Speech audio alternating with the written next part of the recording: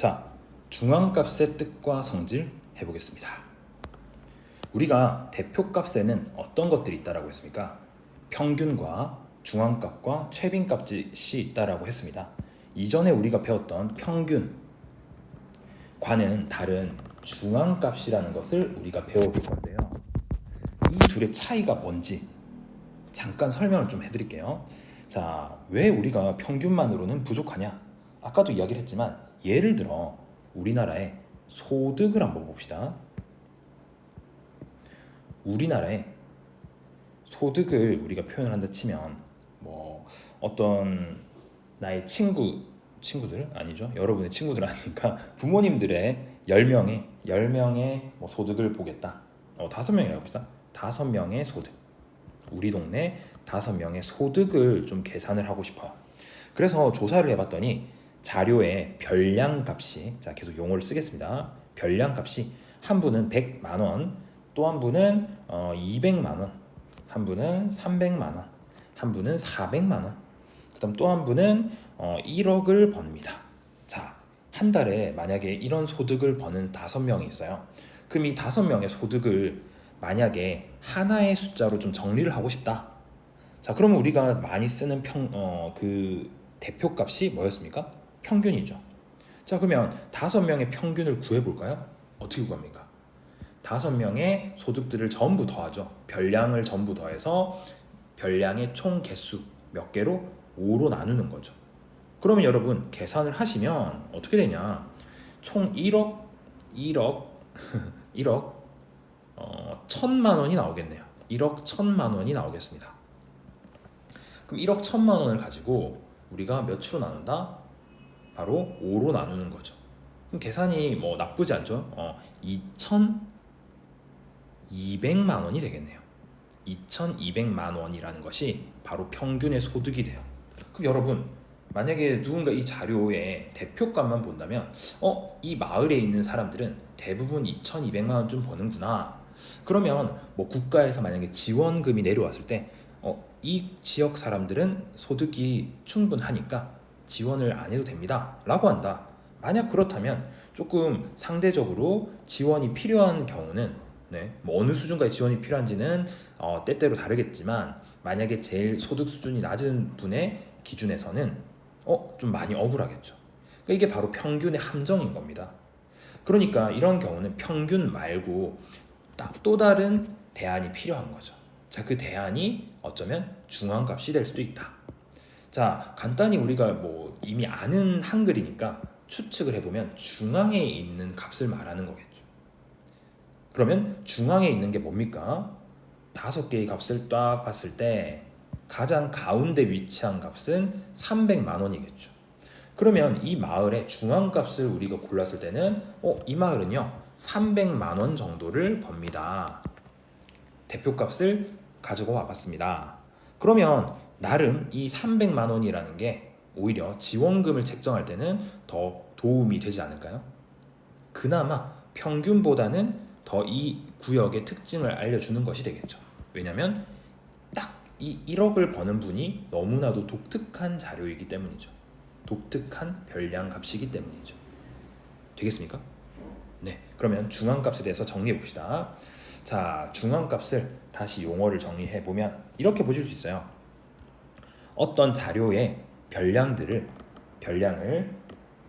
크기 순으로 나열을 해왔을 때, 별량을 크기 순으로 보았을 때, 그 중에서 가장 어디에 위치했다? 그 중에서 위치가 한 가운데 위치한 값을 말합니다.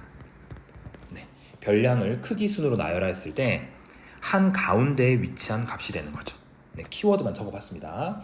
자, 그러면 쉬운 내용이니까 바로 우리가 구해보면서 느낌을 찾아볼게요. 첫 번째, 자, 이런 값들이 있다 봅시다. 10, 40, 뭐 점수라고 할까요? 네, 뭐 수학이라기엔 너무 낮으니까 자, 그럼 다른 과목 영어 점수라고 해봅시다. 네, 영어 선생님들 죄송합니다. 자, 그래도 100점 학생이 있습니다. 자, 이렇게 만약에 7명의 학생에 대한 점수를 가지고 대표값으로 중앙값을 따지고 싶다. 자, 그럼 우리 어떻게 하면 됩니까? 한 가운데 값을 따지라고 했는데 절대 하시면 안 되는 거는 선생님 제일 가운데 50점이라는 친구가 있어요. 안 돼요. 뭐냐면 크기 순으로 나열했을 때 구하는 것입니다. 자, 중요한 건 크기 순으로 나열해야 되는 것이 포인트죠. 크기 순에서 한 가운데인 거예요. 자, 그러면 우리는 이 자료를 조금 변형해 보겠습니다. 어떻게 하냐면 크기 순으로 나열하겠습니다. 제일 작은 것부터 10, 그 다음에 20, 그 다음에 30인지 40인지. 자, 이러다가 빼먹는 경우도 생기겠죠. 그래서 우리 팁 하나 드리면 하나씩 제거하면서 적어주시는 게 편리합니다. 자, 다음부터 해볼게요. 30점 있네요. 그 다음 남은 것 중에 40점 있네요. 50점 있네요. 60점 있네요. 100점 있네요. 자, 이거 적는 과정이 좀 귀찮아서 그냥 하다가 틀리는 경우를 너무 많이 봤어요. 그래서 꼭 크기 순 나열해 주시기 바랍니다. 알겠죠? 크기 순, 크기 순, 크기 순 할 때는 빗금 치면서 실수하지 않도록. 자, 그럼 끝났습니다. 가운데 값을 찾는 거니까 딱 40이 가운데에 위치하네요. 그러면 이 자료의 중앙값은 뭐다? 40이다. 자, 다른 예 하나 들어볼까요? 만약에 이런 경우가 있다고 봅시다. 20점이 있고요. 그 다음 50점, 70점, 100점. 자, 중요한 한국사라고 합시다. 한국사 점수가 내 친구가 이렇게 점수가 나왔어요. 그럼 이 뭐 작은 그룹의 중앙값을 구하라 라고 하면 약간 의문이 들 수 있죠. 왜요? 중앙이요. 왼쪽에 둘, 오른쪽에 둘, 가운데가 있으면 좋은데 가운데 있는 학생은 없고요. 그러면 50점이 돼야 돼요? 70점이 돼야 돼요?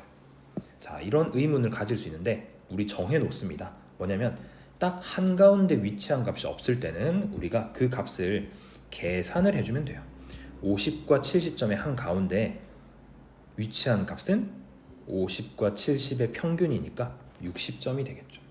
그래서 이 자료들의 중앙값은 바로 60이 되는 겁니다. 되겠습니까?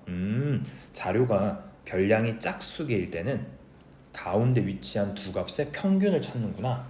됐죠?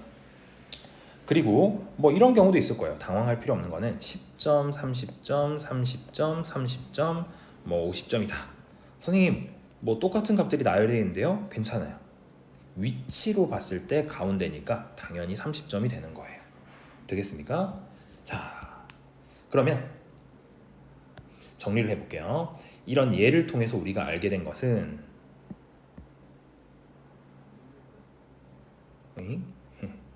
자, 예를 통해서 알게 된 것은 이렇게 볼 수 있습니다. 우선은 주의할 것은요. 항상 첫 번째로는 중앙값을 찾을 때 크기 순 나열이 중요하다. 크기 순으로 나열을 하시고요. 크기 순으로 나열한 후에 우리는 가운데 있는 값을 찾으면 돼요. 근데 이 찾을 때 주의사항이 하나 있었죠. 뭐였습니까? 만약에 별량 개수가 어떤 경우도 있어서요. 홀수 개인 경우가 있었고요. 뭐 5개, 3개, 뭐 7개. 그런 경우는 그냥 딱 가운데 값을 찾으면 되죠. 가운데 값을 찾기. 근데 만약에 짝수개였다. 짝수개의 경우에는 가운데 값이 없었죠. 그러니까 가운데 두 개의 값에 뭘 구하면 됩니까? 바로 평균을 구하시면 된다. 이렇게 정리를 하시면 됩니다. 여러분은 이 방법대로 문제를 풀어주시면 됩니다. 자, 유형 분석. 다음은 어느 날 주요 도시의 불쾌지수를 나타낸 표이다. 불쾌지수의 중앙값은 했습니다. 자, 우선 우리가 중앙값을 구할 때는 아까 설명했다시피 나와 있는 별량들을 순서대로 나열하는 것이 편리할 거예요. 자, 그러니까 별량을 순서대로 나열하자면 제일 작은 것부터 적어봅시다. 제일 작은 건 76. 자, 제일 작은 건 76.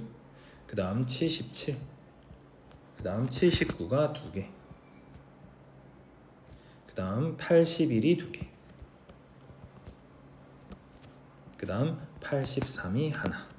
자, 그러면 전체 우리가 7개의 별량 중에 가장 가운데 있는 중앙값은 79가 되겠죠. 정답은 79.